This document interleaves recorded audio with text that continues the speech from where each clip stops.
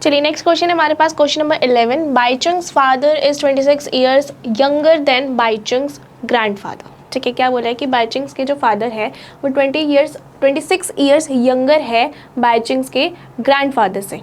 ठीक है, तो बाईचुंग के पापा 26 ईयर्स यंगर है, छोटे हैं बाईचुंग के ग्रैंडफादर से, एंड 29 ईयर्स ओल्डर देन बाईचुंग्स, और बाईचुंग से कितने, बाईचुंग से 29 ईयर्स बड़े हैं।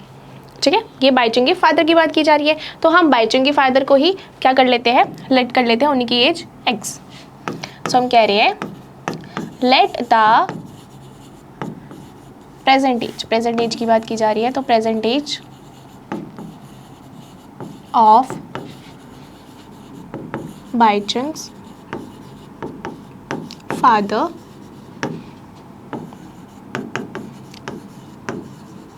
क्या लेट कर लिया हमने, x ईयर।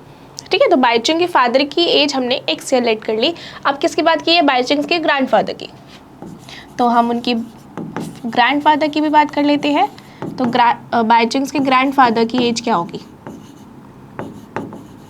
देखो क्या बोला है कि बाईचुंग के फादर की एज x ईयर्स हमने लेट करी है, और यहाँ पे क्या बोला है कि बाईचुंग के फादर 26 ईयर्स यंगर है बाईचुंग के ग्रैंडफादर से, है ना, यंगर है, छोटे हैं। तो बाईचुंग के ग्रैंडफादर की एज हम किस तरह से लिख सकते हैं, हम कह सकते हैं कि बाईचुंग के ग्रैंडफादर 26 ईयर्स बड़े होंगे बाईचुंग के फादर से, है ना, ऐसे ही समझो। क्या बोला कि बाईचुंग के फादर बाईचुंग के ग्रैंडफादर से 26 ईयर्स छोटे हैं, है ना, तो मैं कह सकती हूँ कि बाईचुंग के ग्रैंडफादर जो है वो बाईचुंग के पापा से 26 ईयर्स बड़े हैं, है ना, सेम ही बात हुई। तो हम कह सकते हैं कि बाईचुंग के ग्रैंडफादर कितने होंगे, उससे 26 ईयर्स बड़े होंगे, इस तरह से कह सकती हूँ मैं। क्लियर। एंड ऐसे ही अब बाईचुंग की एज भी लिख लेते हैं, बाईचुंग एज। तो बाईचुंग की एज क्या होगी, देखो क्या बोला है कि 29 ईयर्स ओल्डर देन बाईचुंग, मतलब कि उसके बाईचुंग के फादर जो है वो बाईचुंग से 29 ईयर्स ओल्ड है, बड़े हैं, तो ऑब्वियसली बाईचुंग की एज क्या होगी,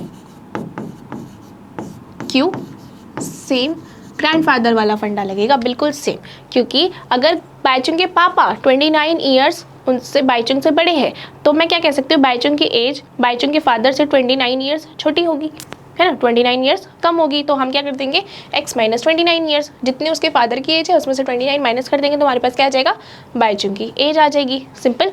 तो हमारे पास ये तीनों एज आ गई है इनकी। हमें क्या बोला है, the sum of the all the ages all the three is 125 years, मतलब कि इन तीनों के एजेस का सम करके क्या आता है, 125 आता है। ठीक है, what is the age of each of them, तो हमें हर तीनों की एज फाइंड आउट करनी है। ठीक है, चलिए अकॉर्डिंग टू क्वेश्चन लिख के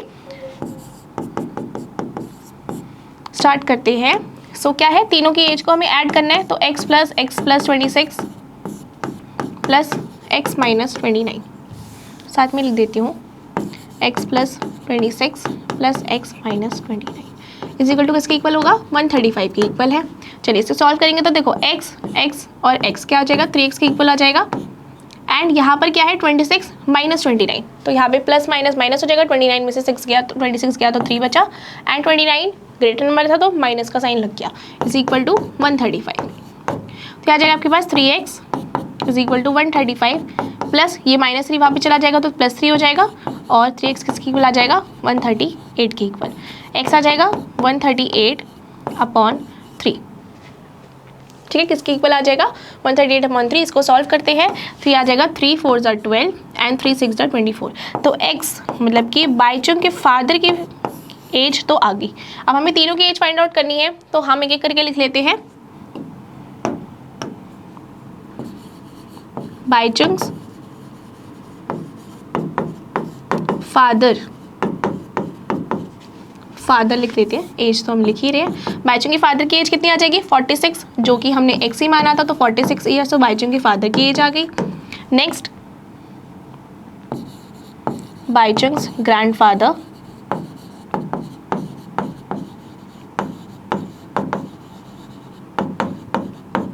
कितनी मानी थी हमने, x प्लस 26, मतलब कि 46 प्लस 26,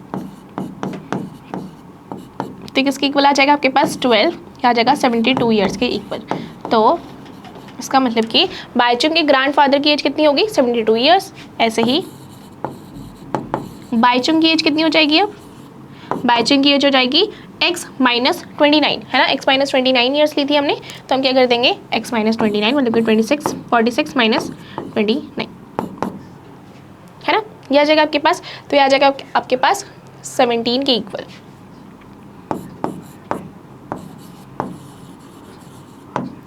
तो किसके इक्वल आ गया ये? 17 ईयर्स के इक्वल। तो इसका मतलब कि बाईचुंग के फादर की एज 46 ईयर्स आ गई, है ना। बाईचुंग के ग्रैंडफादर की एज 72 ईयर्स आ गई एंड बाईचुंग की एज कितनी आ गई? 17 ईयर्स।